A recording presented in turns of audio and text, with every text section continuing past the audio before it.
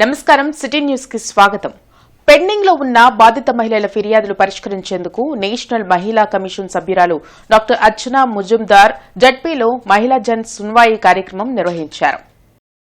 జిల్లా పరిషత్ సమావేశ మందిరంలో జరిగిన మహిళా జన్ సున్వాయి కార్యక్రమంలో నేషనల్ మహిళా కమిషన్ సభ్యురాలు డాక్టర్ అర్చనా ముజుందార్, రాష్ట్ర మహిళా కమిషన్ చైర్పర్సన్ రాయపాటి శైలజ పాల్గొన్నారు. ఈ సందర్భంగా వారు మీడియాతో మాట్లాడుతూ దేశవ్యాప్తంగా మహిళా కమిషన్ కు పలు ఫిర్యాదులు వచ్చాయని చెప్పారు.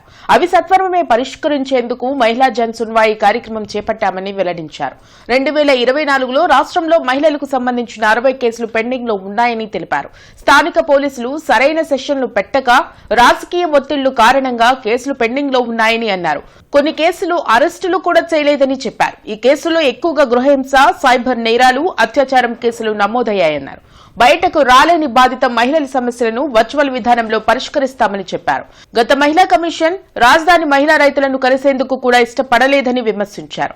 బాధిత మహిళలకు న్యాయం చేసే వరకు మహిళా కమిషన్ అండగా ఉంటుందని భరోసా ఇచ్చారు. ఈ కార్యక్రమంలో పోలీసు అధికారులు, బాధిత మహిళలు పాల్గొన్నారు. We have initiated a Jan Sunwai because we have several complaints since few years from different districts of Andhra Pradesh, from which we have selected 60 cases of the year 2024 and 25, and few more walk-in cases also has been selected for hearing today. Along with the investigating officers, nodal officers, our DALSA advocates, State Commission chairperson, and other social welfare, everyone interested, the case will be given hearing, and accordingly the recommendations and other part will be done and the case will be solved. This is 7 districts have already selected for this because districts are too far, all victims are not possible, it is not possible for them to attend physically. Few of them will be joining virtually. 5 years ఆ government ఉన్నప్పుడే మనం వెళ్ళటం జరిగింది, కానీ అప్పుడు న్యాయం జరగలేదు. అందరం కూడా చూసాం. అక్కడి నుంచి ఎవరో వచ్చినా కూడా అప్పుడు విక్టిమ్స్ ఎవరైతే ఉన్నారో రైతులు విక్టిమ్స్ వాళ్ళ మాటలు కూడా వినలేదు. జస్ట్ అఫీషియల్స్తో మాట్లాడి వెళ్ళిపోయారు. కనీసం రైతుల్ని శిబిరాల దగ్గర విజిట్ చేయమన్నా కూడా రెఫ్యూజ్ చేశారు, కార్ దిగమని చెప్పి.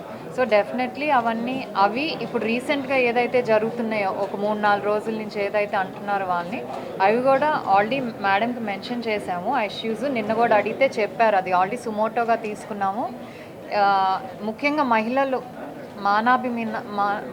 మానం మీద అనే మాట అది చాలా తప్పుడు మాట. తిండి లేకుండా ఉంటారు, డబ్బులు లేకుండా ఉంటారు, చదువు లేకుండా ఉండగలరు, కానీ ఇలాంటి అవమానం అనేది ఏ మహిళ భరించలేదు. అది తప్పు. సో తప్పకుండా దాని మీద కూడా మేము యాక్షన్ తీసుకుంటామని చెప్పారు. అవన్నీ కూడా ఇప్పుడు ఏవైతే పాత కంప్లైంట్స్ ఉన్నాయో అవన్నీ కూడా ఇప్పుడు మేము కొంచెం రీఓపెన్ చేయించి కమిషన్ నుంచి న్యాయం జరిగేలాగా చూస్తాం. అతి తక్కువ ఖర్చుతోనే కాళ్లు చేతులు కట్టైన వారికి ఆపరేషన్లు చేసి అతికిస్తున్నామని విశ్వభారతి సూపర్ స్పెషాలిటీ హాస్పిటల్ వైద్యులు డాక్టర్ బిందేశ్ తెలిపారు. ఓల్డ్ క్లబ్ రోడ్లోని విశ్వభారతి సూపర్ స్పెషాలిటీ హాస్పిటల్లో జరిగిన మీడియా సమావేశంలో డాక్టర్ బిందేశ్ మాట్లాడారు. ప్రమాదవశాత్తు కాళ్లు చేతులు కట్టైన వారికి మైక్రో సర్జరీ చేసి అతికిస్తున్నామని చెప్పారు. కట్టైన అవయవాలను సెలైన్ వాటర్లో పెట్టి ఐస్ బాక్స్ లో ఆసుపత్రికి 6 గంటల్లోపు తరలిస్తే మైక్రో సర్జరీ ద్వారా అతికిస్తామని అన్నారు. చేతులు కాళ్లు కట్టైన 4గురికి విజయవంతంగా ఆపరేషన్ చేశామని తెలిపారు. ఈ వైద్యాన్ని ఎన్టీఆర్ వైద్య సేవలో చేరిస్తే ఉచితంగా పేదలకు ఆపరేషన్ చేయవచ్చని చెప్పారు. నేను FNB hand and micro surgery అంటే ఏంటి, మనము నరాలు కలిపే ఆపరేషన్ చేసే డాక్టర్ని. గుంటూరులో ఈ పద్ధతి ఇప్పుడు దాకా లేదు. కోవిడ్ తర్వాత ఈ హాస్పిటల్ మొదలుపెట్టాము. ఈ హాస్పిటల్ ప్రత్యేకత ఏంటంటే తెగిపోయిన చేతులు కాలు ఏమైనా ఉంటాయి అంటే దాన్ని కలిపే రకం. రెండోది షుగర్ వల్ల కాలు కుళ్ళిపోయే షుగర్లు వల్ల దానికి సరిచేసే బాధ్యత కూడా మేము తీసుకుంటున్నాము.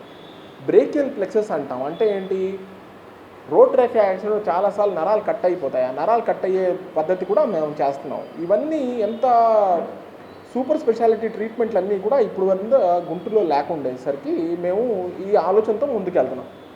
ఈ 6 నుంచి 10 గంటల వరకు లోపల మనం ఈ కాలు చేతులు కానీ మనము అతికించగలుగుతాము అంటే అది సక్సెస్ రేట్ చాలా పెరిగిపోతాయి.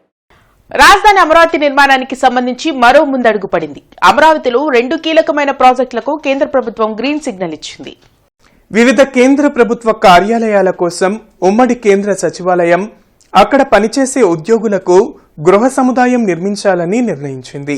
ఈ 2 ప్రాజెక్టులను 2787 కోట్లతో చేపట్టనుంది. వాటిలో ఉమ్మడి కేంద్ర సచివాలయానికి 1458 కోట్లు, ఉద్యోగుల నివాస సముదాయానికి 1329 కోట్లు వెచ్చించనుంది. కేంద్ర పట్టణాభివృద్ధి శాఖ చేసిన ఈ ప్రతిపాదనలకు ఆర్థిక శాఖ ఆమోదముద్ర వేసి మంగళవారం ఉత్తర్వులు జారీ చేసింది.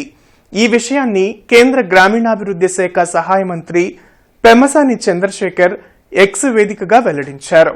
ఈ 2 ప్రాజెక్టులను కేంద్ర ప్రజా పనుల విభాగం సిపిడబ్ల్యూడి చేపడుతుంది.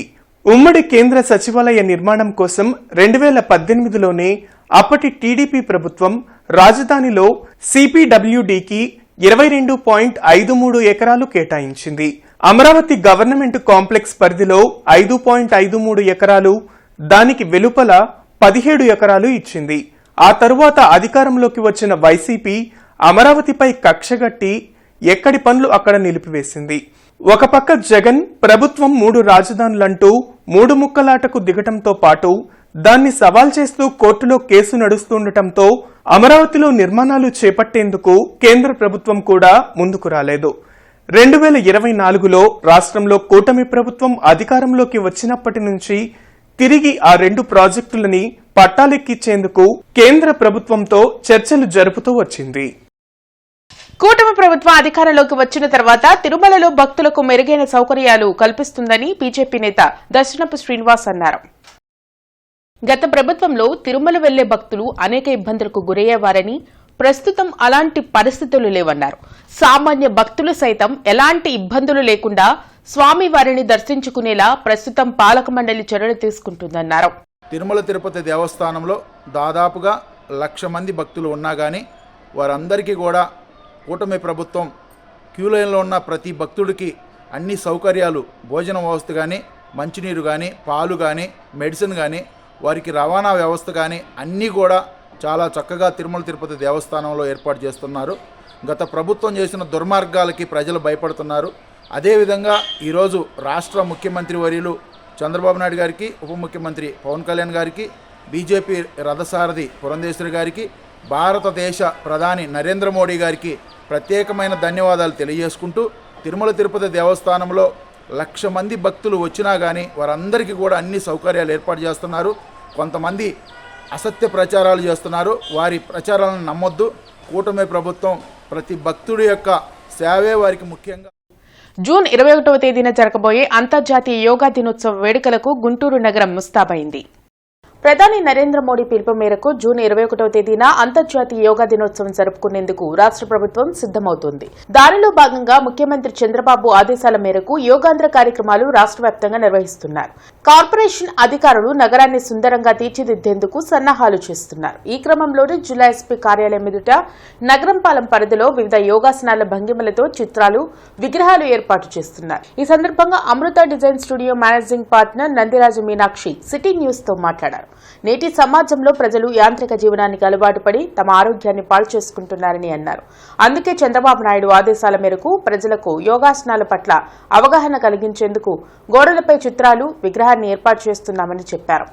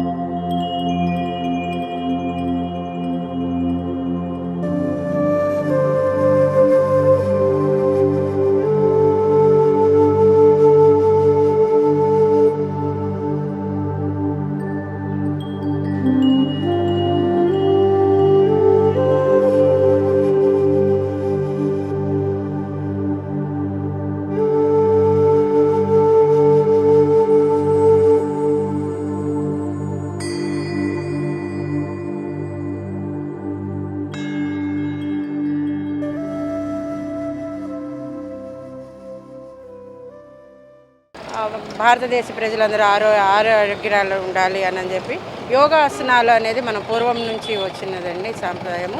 ఈ బిజీ లైఫ్లో ఉండి ఈ టెక్నాలజీ పెరిగి మన ఆరోగ్యానికి శ్రద్ధ ఇవ్వటం లేదు, ఆరోగ్యాన్ని అశ్రద్ధ చేస్తున్నాము. ఆ కారణం చేత ప్రతి ఒక్కరూ కూడా ఆరోగ్యాన్ని కాపాడుకోవటానికి యోగా ప్రక్రియ చాలా ఉత్తమమైనదని, అనేక రోగాలకి ఇది రాకుండా కాపాడుతుందన్న ఉద్దేశంతో ప్రతి ఒక్కరూ ఆరోగ్యంగా ఉండాలన్న ఉద్దేశంతో యోగాంధ్ర అనేది కాన్సెప్ట్ తీసుకుని వచ్చారు.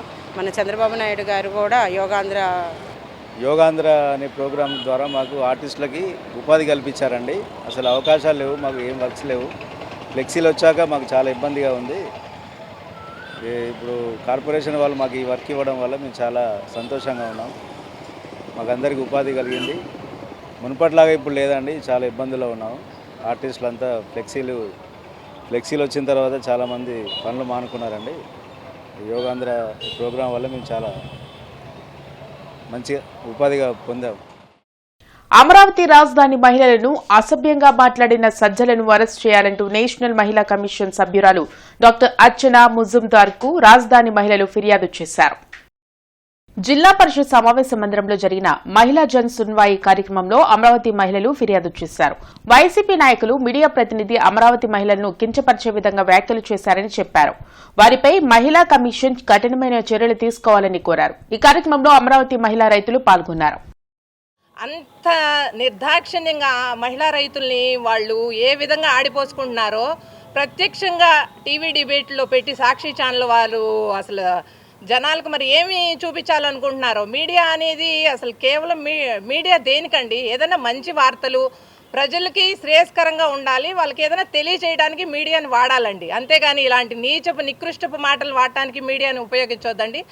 మహిళా రైతులు అసలు మహిళలకు ఇచ్చే గౌరవం ఏంటి? ముందు అమరావతి ప్రాంతంగా తీసేయండి. అసలు మీరు మహిళలకు ఇచ్చే గౌరవం ఏంటండి? అసలు నీచాతి నీచంగా మాట్లాడుతున్నారు. మీరు ఈరోజు వాయిస్ ఇచ్చి బయటికి వెళ్ళినప్పుడు మీ ఇంట్లో మహిళలు అసలు మీరు ఏ విధంగా రిసీవ్ చేసుకుంటారండి? అసలు తలుపు తీస్తారా? సుప్రీంకోర్టు సైతం మహిళల్ని అమానవీయంగా మాట్లాడకూడదు అని చెప్పింది. కానీ వీళ్ళకి ఎలాంటి హక్కు ఉందండి అలా మాట్లాడటానికి? అమరావతి ప్రాంతం దాని పరిసరాలు అంటారా? 150 స్వచ్ఛంద సంస్థలు ఉన్నాయి అంటారా? లెక్కలు ఉంటేనే మేము మాట్లాడతామంటారా? కొంచెమైనా వాళ్ళు మాట్లాడేటప్పుడు ఆలోచించి మాట్లాడాలి. ఎందుకంటే వాళ్ళ వయసు గురించి మాట్లాడారు కాబట్టి అదేదో వాళ్ళకి వచ్చిందని అనుకుంటున్నాం. వచ్చినప్పుడు అలానే మాట్లాడాల్సింది. అంటే మేము ఏమన్నా చెల్లుబాటు అయింది. ఎందుకంటే గత 5 సంవత్సరాలు మేము నేలకి ఏదొస్తే అది చేసాం, మాట్లాడాం, చేతలు అలానే ఉన్నాయి. మాకు సపోర్ట్ చేసే గవర్నమెంట్ అప్పుడు ఉంది, ఇప్పుడు కూడా అంతే. ఎందుకంటే వాళ్ళ బుద్ధి అలాంటిది. ఎందుకంటే వాళ్ళని సపోర్ట్ చేసినా వాళ్ళు కూర్చొని మాట్లాడిన దాని ప్రాంతానికి ఎవరైతే ఉన్నారో బాధ్యులు వాళ్ళు ఇప్పటికీ వాళ్ళు మమ్మల్ని ఒక్క మాట లేదని బయటకు వచ్చి చెప్పారంటే వాళ్ళు ఏమన్నా. మాజీ ముఖ్యమంత్రి జగన్ పర్యటనలో క్యాన్వాయ్ వాహనాన్ని ఢీకొని వెంగళాయపాలెంకు చెందిన వ్యక్తి చనిపోవడంతో పోలీసులు కేసు నమోదు చేశారు.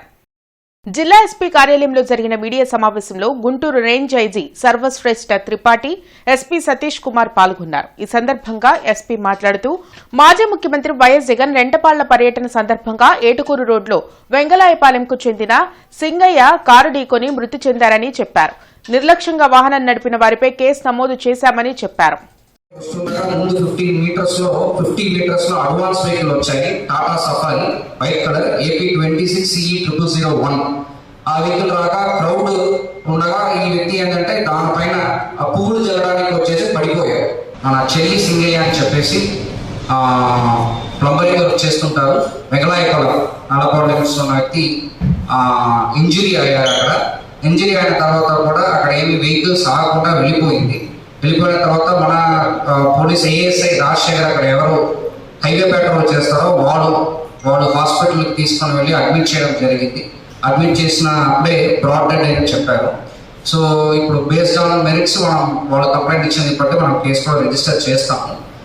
దీంట్లో ఏంటంటే మనకి పర్మిషన్ ఇచ్చిన వరకు కాన్వాయ్ ప్లస్ 3 వెహికల్స్ అని చెప్పి పర్మిషన్ ఇవ్వడం జరిగింది. కాకపోయినా అన్కంట్రోలబుల్గా అనదర్ 30-35 వెహికల్స్ ఎక్స్ట్రా యాడ్ అవ్వడం, తర్వాత ఎండ్ రూట్ లో వస్తున్నప్పుడు ఈ వ్యక్తికి కూడా తగిలి చనిపోవడం అనేది చాలా దురదృష్టం అనేది. దీనిపైన మన కఠిన చర్యలు తీసుకుంటాం. ఇవి ఇప్పటి వరకు ఉన్న వార్తా వివరాలు. మరికొన్ని వార్తా విశేషాలతో మళ్ళీ కలుద్దాం. అంతవరకు సెలవు. నమస్కారం.